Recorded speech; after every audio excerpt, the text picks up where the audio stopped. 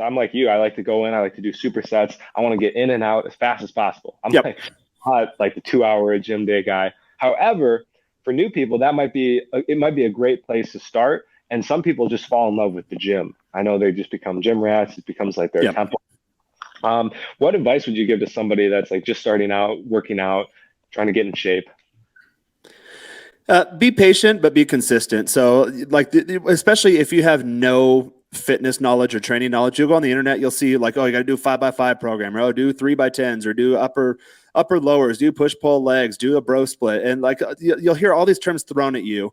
And people fall into camps, like they almost religiously fall into camps, like, no, bro, like you got to go all powerlifting, or oh, you're not really lifting weights if you do the fitness model type thing. I have done every training regimen on the internet. I've done every type of diet on the internet, including carnivore diet. I've done the vegan diets. I've done keto. I've done targeted cyclical keto. I've done it all. And you'll realize that it all works, but it Mm-hmm. depends on what you're looking to get. So if you want to pack on a lot of muscle really fast, but you might get a little fat, well, then you can do a dirty bulk and you can do more of a powerlifting type routine. For you skinny guys out there, you need calories. That might work well for you.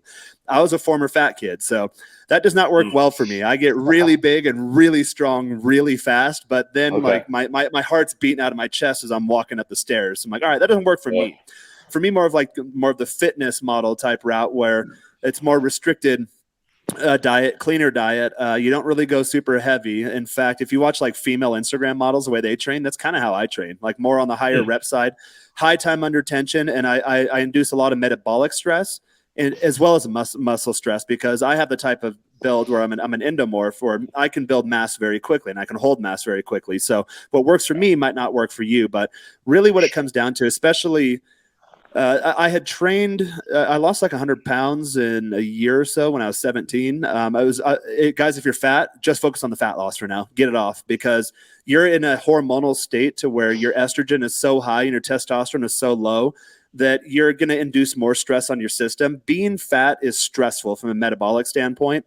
So really, you got to get all that off, because your body is not going to have the energy or the resources. And if you got fat in the first place, let's be honest, that means you don't know how to eat or diet correctly. So your body doesn't have the tools necessarily for like a lean muscle making environment. You got to get all that fat off first, which is what I did. I lost like 100 pounds in a year, and then I took a break. I noticed that at that time, my body started operating differently. I had to come into my new physique. And then, so I took about a year break. I still went to the gym, but I wasn't trying to build muscle. And then I lost weight when I was like 16 going on 17, I think 17, 18 or so, took a break, and then started lifting again, or started lifting for really the first time. I'd lifted when I was younger, because I did play sports, although I was a big fat guy.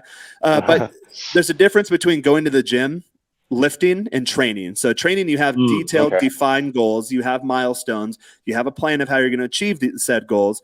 Going to the gym is like, there's a guy the other day, I was waiting for him on one of the stations, and in the duration of my entire workout, I watched him do like 2 sets. He was just on his phone.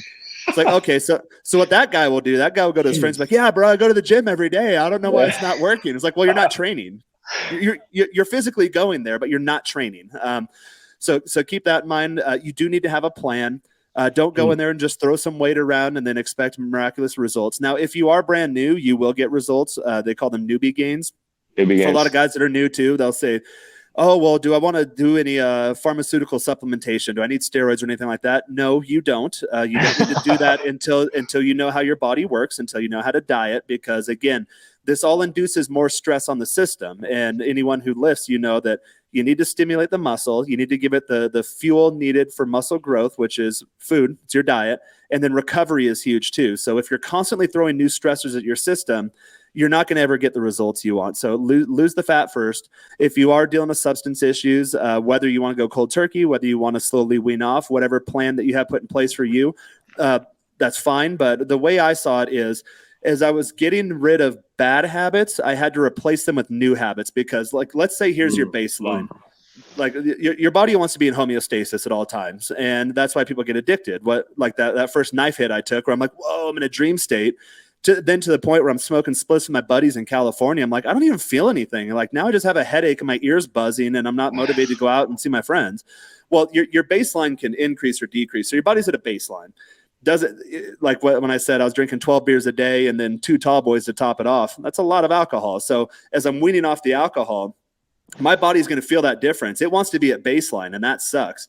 So I'm going to feel the anxiety. I'm going to feel the depression. I'm going to feel the stress from weaning myself off the substance. So as I was doing that, and I remember one night dropped the tall boy, second night dropped another tall boy, and then just went down. Nice. Like I'd buy the 12 packs of beers, just dropped a beer every night. Within 30 days, I was off.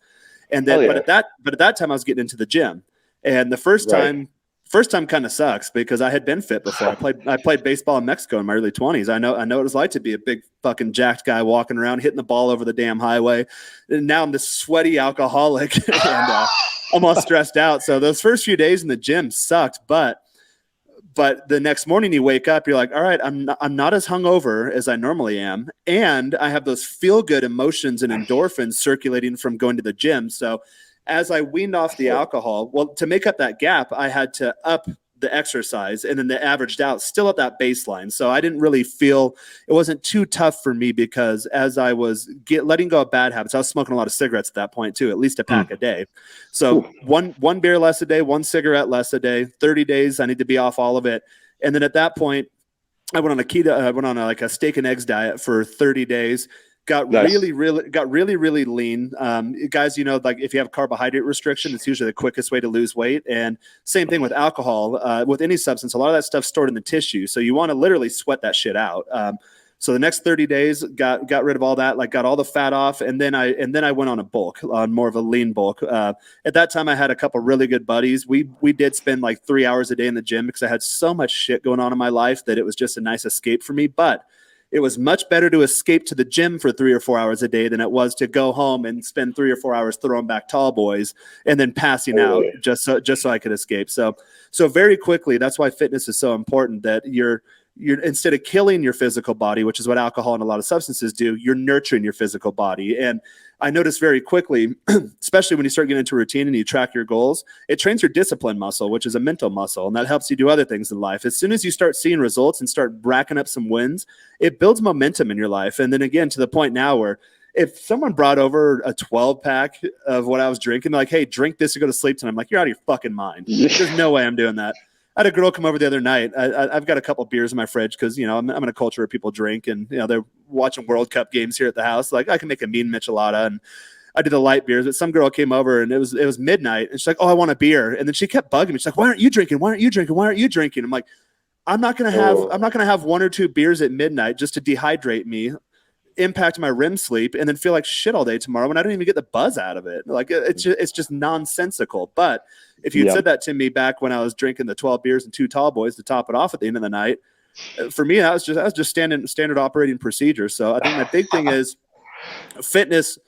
Focus on overall health. So a lot of guys will be like, all right, I'm going to the gym. I'm putting in all the work. I'm putting heavier weight on the barbell. If you want to be a big muscular guy, that's great. But if your diet shit, then that doesn't really matter much. Or if your diet shit and you're doing steroids and you're spending more time at the gym, well, you're just putting more stress on your body. You replace one addiction for the other. So I think really it's all about balance.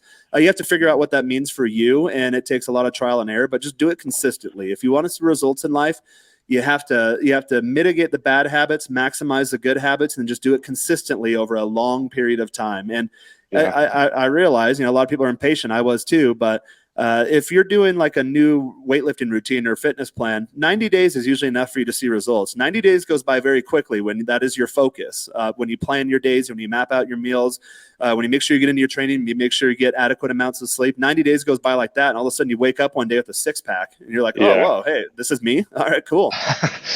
I'm glad I did that 3 months ago. Yeah, that was a nice choice. Yeah, that's exactly what happened personally when I decided to bulk up. It took about 3 months, and my buddy was playing football for college, and we came back for the summer, and he's like, hey, I need a training buddy. And we worked out twice a day for 3 months. And then just like you said, Jaren, I woke up one day and I'm like, dude, I'm jacked. Like people were like, holy shit. Like, dude, you're not this skinny little Asian dude anymore. You're like, you got muscle. And I'm like, nice. Like, I'm so happy I did that.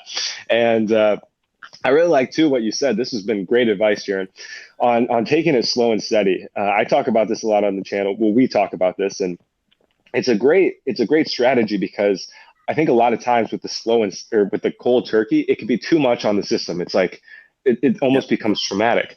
So when you take Jaren's approach, you go really slow, like with weed, like take a day off and then a day on, day off, day on. And on those days on, enjoy it. Like, don't feel like shame and guilt. Almost have like a saying goodbye process. Like you're saying goodbye to like a lover, and Last Dance with Mary Jane, Tom Petty. Good song. You're gonna hook up a couple more times. You're gonna remember the good times, and at the same time, you both know that you're meant for other things, other people. That's a great approach, and like you said, you got to be honest with yourself. I know you and Rich on Unplugged Alpha, Entrepreneurs in Cars. You talk about this a lot. You gotta start accepting your own bullshit and the things you tell yourself in the head. So especially with the lifting, it's like, I go to the gym. Why isn't it working? Well, if we were to take a real honest look at the diet, it's like there's ramen noodles, there's tons of sodium, it's going out to eat 4 times a week, and it's just a terrible diet. So this is, in a sense, kind of waking up, unplugging in a spiritual sense. So you got to be 100% honest with what's going on in your life. And it's going to be boring, like Jaren just said. I'm working on that with finances right now. And I'm realizing the next couple of years. Too. So boring. Okay. But it's nice. It's nice seeing the bank account go up, because for me, that equals freedom. Yep. So you do get rewards here and there. Mm-hmm. There's just almost like this high when you first start like a new project. Do you experience this fear where you're like, dude, like, oh, I fucking love this. Dude. With my YouTube channel, I started like a year ago, and like come out the gate, you're like, yeah, I'm doing live streams every day, and then now I'm just uploading clips daily. And you look at it like, oh, I don't even have 3,000 subscribers yet. But then you look at the stats, you're like 3,000 subscribers in less than a year. That's pretty good for a new channel. Like Rich tells me, he's like, it'll take 2 or 3 years of you slogging it out, and then you'll have a breakthrough video, and all of a sudden you have 100,000. He's like, that's how it happens. It's like, all right, so just gotta put my head down, do the work, but. A lot of times you're your own worst enemy too. Like I said, I'll compare myself with people that are way ahead of me, and then guys will ask me basic questions on things, and I'm like, oh yeah, no, sometimes you got to look back and look at the progress you've made and be like, oh no, I've come a long way. I've come a really long way. There are people that would love to switch places with me right now, but for me, I'm always looking into the future. So sometimes you got to be in the present, and then you got to assess the past too, and be comfortable with that. And again, look yourself in the mirror every day, address your own bullshit. If things aren't working for you in life, guess what? It's your fault. It's no one else's fault. One of the most liberating things I learned is no one cares about you. Which it sounds terrible to say. Like if you're like super depressed right now and you're hearing this, like no one fucking loves you. That's a terrible thing to say to someone, but it's liberating when you really process it and think about it, that, hey, like you can do whatever you want. Like people care about what you do because it's a representation of who they are. So like when their interactions with you, you reflect back to them something that's either a part of them or something that's missing in them. But realistically, at the end of the day, like no one's losing sleep over what Jaren Scott's doing with his life. And that's liberating. It's liberating once you realize that, like you're your own best friend and your own worst enemy. Oh, that's fine. We're all a bunch of little narcissists, aren't we? Yeah, really. Yeah.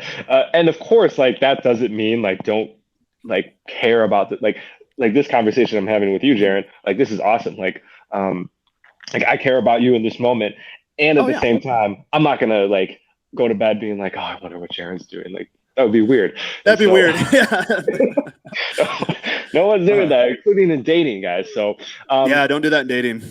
No.